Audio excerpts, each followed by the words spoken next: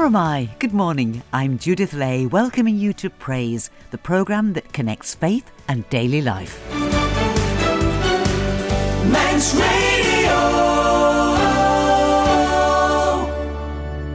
On Praise today, a Manxman comes home and invites us to look in a new way at the transforming power of education and the deeper meaning of receiving communion. But let's start with music. The Huddersfield Choral Society and a great hymn of trust. Lord, for the years your love has kept and guided.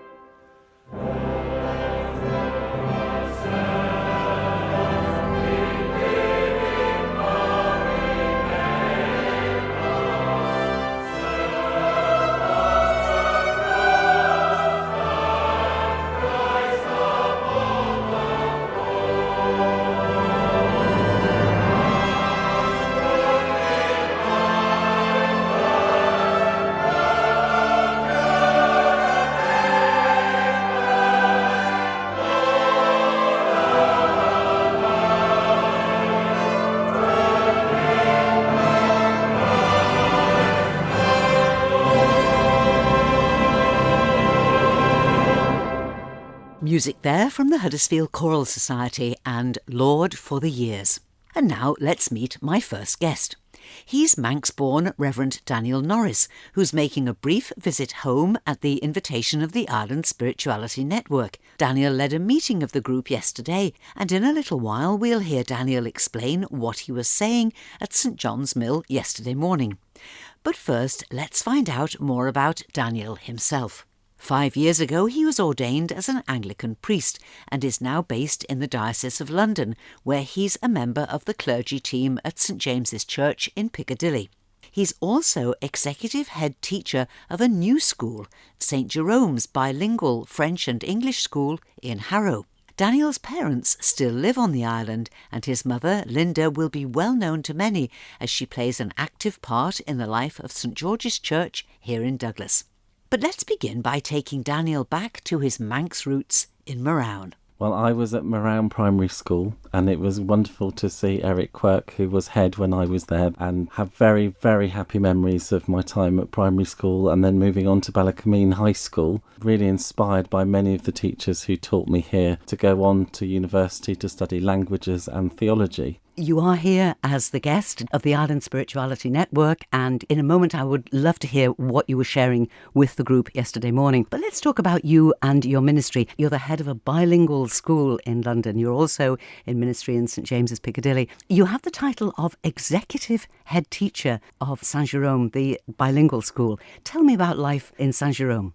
Well, it's a new school that we've recently opened in partnership with the Diocese, and there was a group of parents, predominantly Christian parents in a church in Harrow, who had all lived abroad, who all valued languages and were really keen to offer something to children in the local community that isn't available outside of the private sector for independent schools. So we opened the first Church of England bilingual school to teach children and to give them the gift of another language from the very early days. And that really was inspired also by the opportunities I had on the Isle of Man to learn French at primary school. So it was wonderful to have the opportunity to open a school which has a Christian ethos but is very much welcoming of all children in the local area. Harrow is extremely diverse. In fact, it's the most linguistically and ethnically diverse borough in the country. So to open a school which prioritises language and communication in a Christian context was something really exciting. Now, it's English and French, but would you say from your experience that if you get just any second language at a young age, that it makes it so much easier to learn other languages? I absolutely believe so. I think the children learn like sponges. They have such enthusiasm because they don't have the inhibitions that we often have at a later age. And I think also it opens their window to the wider world. With all that's going on at the moment in the world, perhaps we might think that we are narrowing experiences for children, and certainly Brexit and those sorts of things. But actually what we're finding is children love to find out about different parts of the world and to realise that they're part of a worldwide family. Do you think that educationally they develop quickly across the board because they're stretched with two languages all the time? I think it's a really challenging experience for the children, and certainly the research indicates it's hugely valuable to them, not only at that stage in terms of making connections between concepts, but it's also in later life. There's a lot of research that indicates for brain health, learning two languages at an early age is really helpful. How much teaching do you get to do, Daniel? Not as much as I'd like to, but on the opportunities I do get to go into the classroom, it's wonderful to interact with the children, to see their enthusiasm. Predominantly, I will be leading worship in the school, which is a great privilege and joy. Is that done bilingually? It is actually. The children learn to say the Lord's Prayer in French, and we try to make sure that they have opportunities to pray in English and French, and also in the wide range of languages that they have in the school. We have over 40 languages spoken in the school community, and it's very important to us to say to all of the families that any language children speak is part of their culture, it's part of their heritage, and it should be promoted and conserved and continued. That's fascinating because in the classroom, obviously, it's going to be English and French.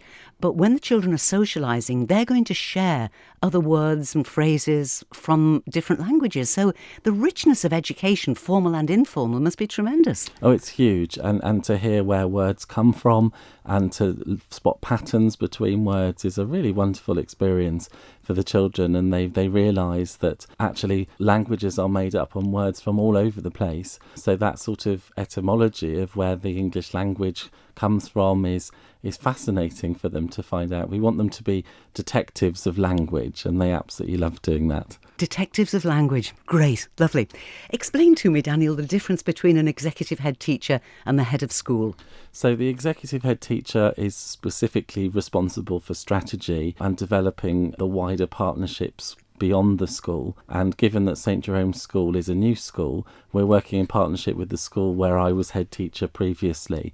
So the head of school has much more day-to-day contact with the community, ensuring things are organised, and my responsibility is to strategically develop the schools together to provide the best quality of education we can for the children. It's a huge undertaking to open a new school. There are so many things that we thought we'd planned absolutely everything, and then suddenly you're in operation and you realise, oh, we don't have that, or who's going to do that? So it's really important at the early stage of a project to have partnership. And I would guess that you're looking for a very special type of teacher. Absolutely.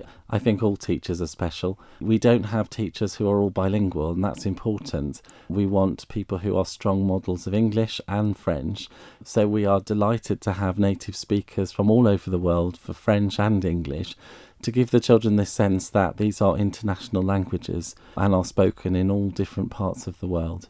Daniel, you're making me wish with all my heart that I hadn't been educated in the Middle Ages and that I could go to a school like yours. It sounds wonderful, and I hope it'll be a model for others. I do hope so, because I believe that early learning of a language is so empowering for children when they realise there's that moment when they can communicate with somebody else. And I think for me it's important because our school vision is very much around children understanding and loving their neighbour, and we can only really do that in so much as we can know and communicate with others. So people sometimes ask me about, well, why is the Church of England opening a bilingual school? What's the connection between the languages and the Christian faith? And I would say the school is named after St Jerome. St Jerome translated the scriptures so that we could understand them, and we invite all of the children in our school to seek to put their words into actions. St Jerome has a wonderful phrase that we often say to the children, that it's not just words, not just holy words, but actions too. This is my body, broken for you, bringing you wholeness, making you free. Take it and eat it, and when you do it in love for me.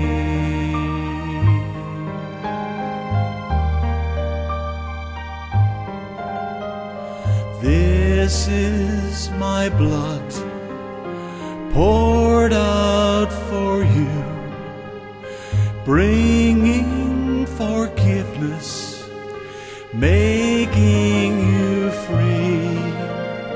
Take it and drink it, and when you do it in love for me.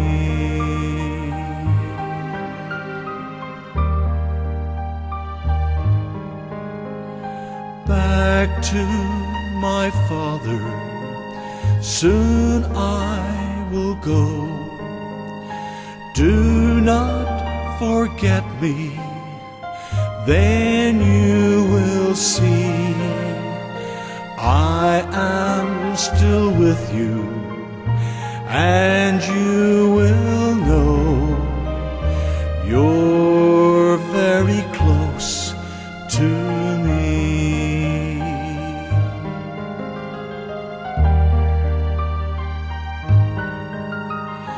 Filled with my spirit, how you will grow.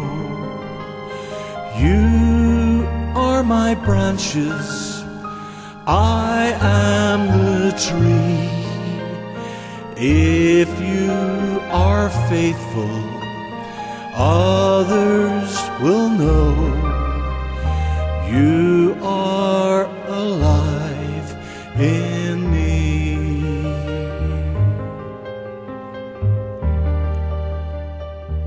That's the communion song from a Christian musical called The Witness, the story of Jesus told by one of the disciples, Peter, and other people whose lives were transformed by meeting the carpenter from Nazareth.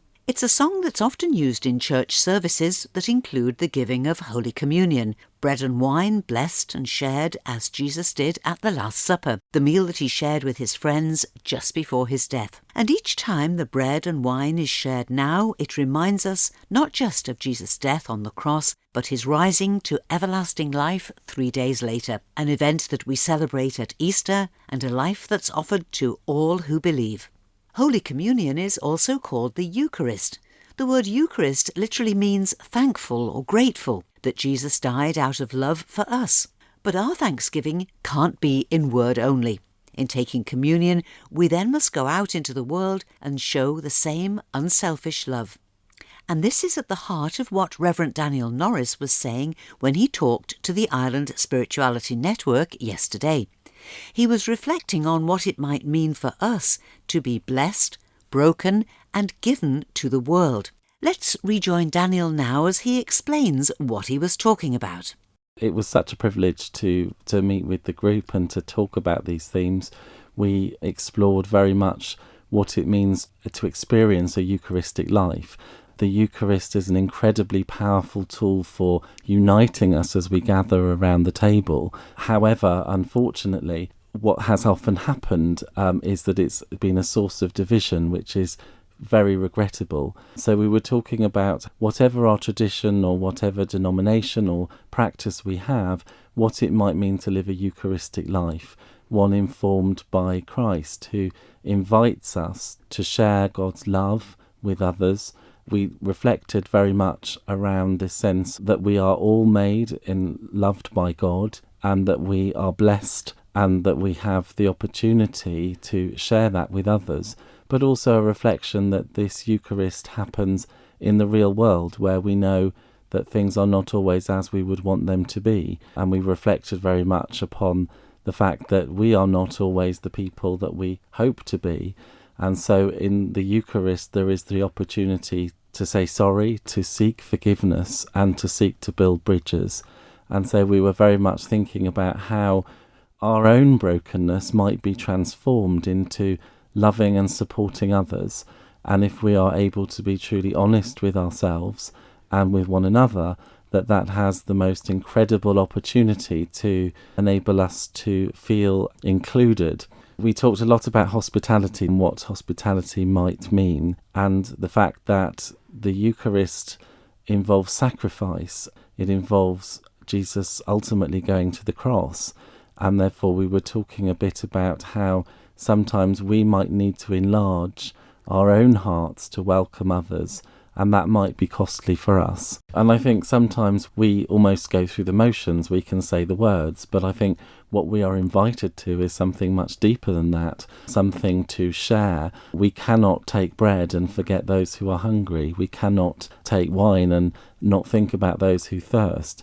So this is an authentic experience that happens to us in the midst of our real world, and it invites us to feed others, to go and look for those who perhaps feel on the margins and to bring them close. You know, there's an element of risk in there. We might fear rejection. We talked about maybe some of those episodes in the Gospels where people are invited to parties and nobody turns up, probably all of our worst nightmares, but also the fact that it's costly for us to reach out to the other.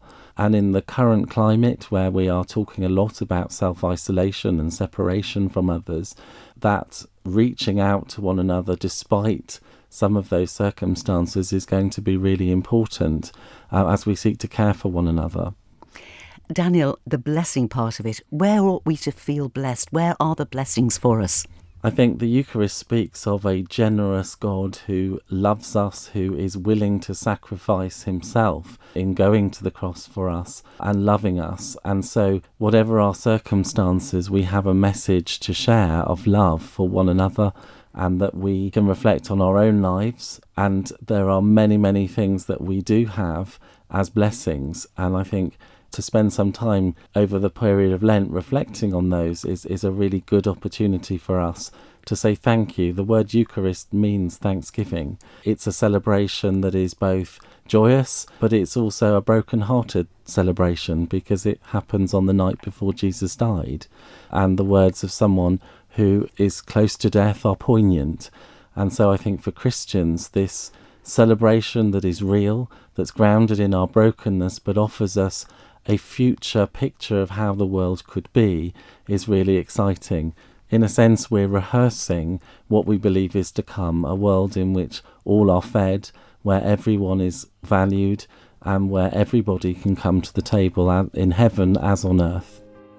Love one another.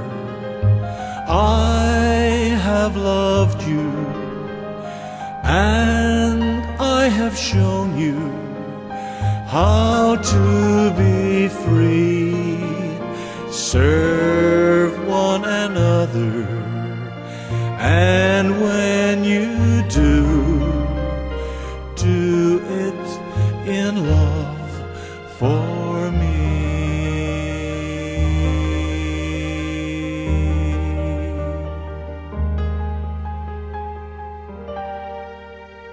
Thank you to my guest, Rev Daniel Norris. This Eucharist, this sharing of bread and wine, this communion, was at the centre of a huge congress in Liverpool over a year ago. Although it was organised by the Roman Catholic Church and drew together around 10,000 Catholics from all over Britain, members and leaders of other Christian denominations were there, contributing to the discussions and to the times of shared worship. One of the most interesting and challenging talks that I attended was billed as a discussion about Christian unity. But in reality, it was a discussion about what separates us, exactly what Daniel Norris was talking about a few moments ago, why Roman Catholics are not permitted to receive communion, the Eucharist, in a church of another denomination, and why Christians of other denominations can't receive the sacrament of communion in a Roman Catholic church, a source of real pain for everybody. Clifford Longley, a respected author, journalist and broadcaster, travelled from his home in London to the Congress in Liverpool just to chair this one discussion, because he felt it was so important. It's a very difficult subject and a lot of sensitivity. People feel very deeply about these things. We had to try and avoid angering people, but at the same time getting to the heart of the matter. That's what we were trying to do. As a chairman, you can tell whether people are concentrating or whether they're losing the point. I think there was an intense concentration in the audience during this. They were hanging on every word because the ideas were so profound and so important to them, to their faith, to their lives. At the end of the debate, the three keynote speakers told me what they would be taking away with them from the discussions. Let's listen now to the Right Reverend Paul Bayes, Anglican Bishop of Liverpool, Reverend Dr. Cheryl Anderson, Chair of the Liverpool District of the Methodist Church, and the Most Reverend Malcolm McMahon, Roman Catholic Archbishop of Liverpool.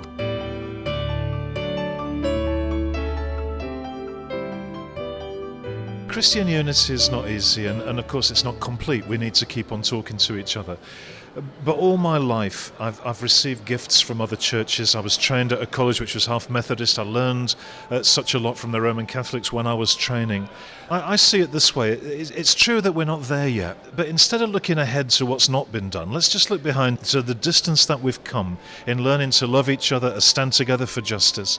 And in the light of all of that, let's keep on walking. Because if we walk in hope rather than in regret, then I think we'll walk that much faster.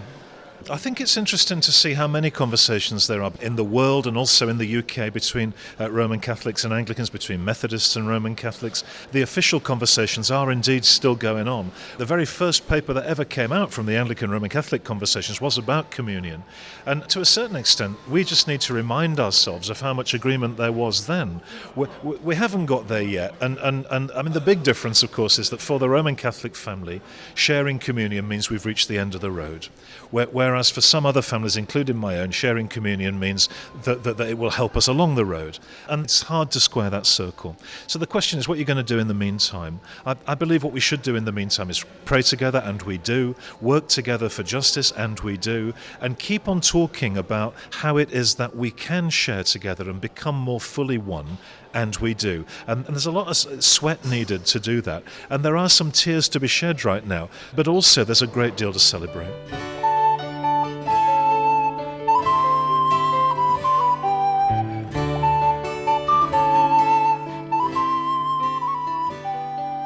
I think the Methodist Church brings a particular view to this conversation. I felt very honoured to be able to come and share that view.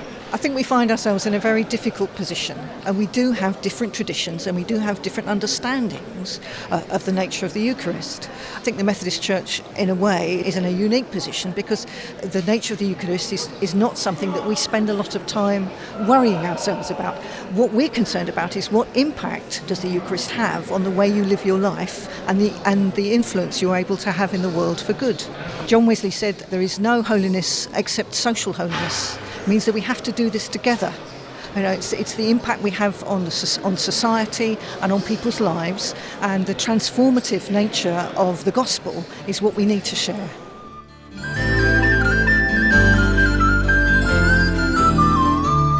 We've spent so much time in the presence of fellow Christians, not all Catholics, but fellow Christians right across the spectrum, and we've been studying and thinking and praying about Jesus' presence in the Blessed Eucharist, and that in itself is a blessing.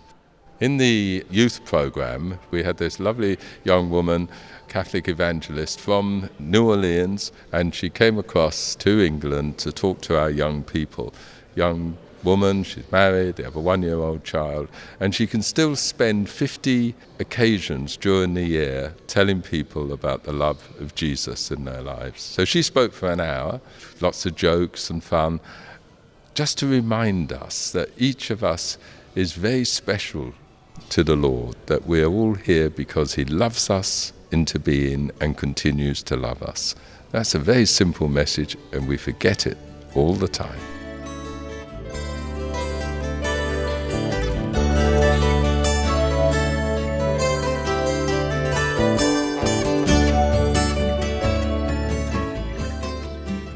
Very appropriately, that instrumental music is called Gather Us In. And we end with a message from Andrew and Georgia at Church's Bookshop here in Douglas. They're taking all sensible precautions to keep themselves and their customers safe when visiting the shop, but for those who are more vulnerable or find getting to Douglas difficult, they'd like me to remind you that they're very happy to accept orders via phone, email or Facebook, and they'll post books, gifts and Easter cards out to you.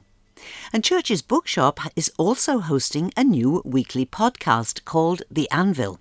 3 millennials talking about their faith, the future and occasionally biscuits. Listen for more about that on Praise in the coming weeks.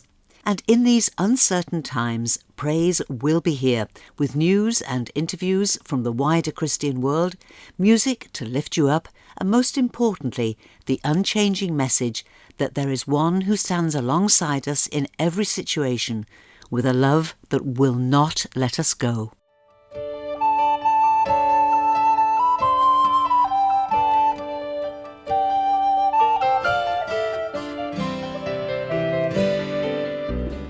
Loving God, source of healing and comfort, fill us with your grace, that those who are sick may be made whole, that those who care for us may be strengthened, that the anxious may be calmed, and those most vulnerable be protected in the power of the Spirit and in the faith of Jesus Christ our Lord.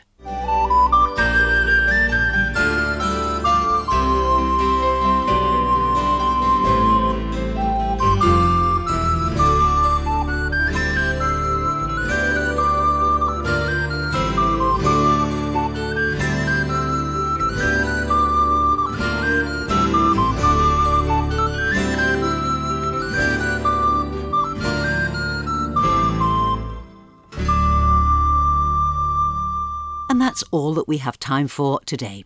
Thank you for listening to this week's Praise Podcast. There's a new Praise Podcast available every Sunday morning. You can subscribe for free at Apple Podcasts, Google Podcasts and Spotify via the Manx Radio smartphone app or at manxradio.com. So, till we meet again, this is Judith saying thank you for your company, and I wish you and those you love every blessing in the days ahead.